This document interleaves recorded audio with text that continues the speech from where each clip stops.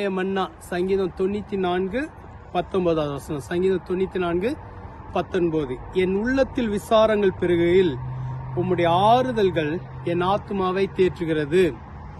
நேற்று தினத்தில் பார்த்தா அவருடைய கரம், அவருடைய கிருபை தாங்குகிறது என்று. இங்கு சொல்லப்பட்டிருக்கிறது ஆறுதல்கள் என் ஆத்துமாவை தேற்றுகிறது. எப்பொழுது இந்த ஆறுதல் தேற்றுகிறது? உள்ளத்தில் விசாரங்கள், கவலைகள் பெருகும் போது கர்த்தருடைய ஆறுதல் நம்மளை தேற்றுகிறது. அநேக நேரங்களில் அநேக விதமான கவலைகள், பாரங்கள் நம்முடைய உள்ளத்தில் பெருகுகிறது. ஆனால் அந்த நேரங்களில் எல்லாம் கர்த்தருடைய ஆறுதல் நம்மளை தேற்றுகிறதா இருக்கிறது. வேதத்தில் சொல்லப்பட்டிருக்கிறது, அவர் நம்மளை ஆற்றி தேற்றுகிறவர், அவர் தேற்றரவாளன், அவர் ஆறுதலின் தேவன். இன்றைக்கு கர்த்தர் அவருடைய ஆறுதலை கொடுத்து தேற்ற விரும்புகிறார். கர்த்தர் மேல் உன் பாரத்தை வைத்து அவர் உன்னை ஆதரிப்பான் இருக்கிறது. அவர் உங்களை விசாரிக்கிறவரானபடினால் உங்கள் கவலைகள் எல்லாம் அவர் மேல் வைத்து விடுங்கள்.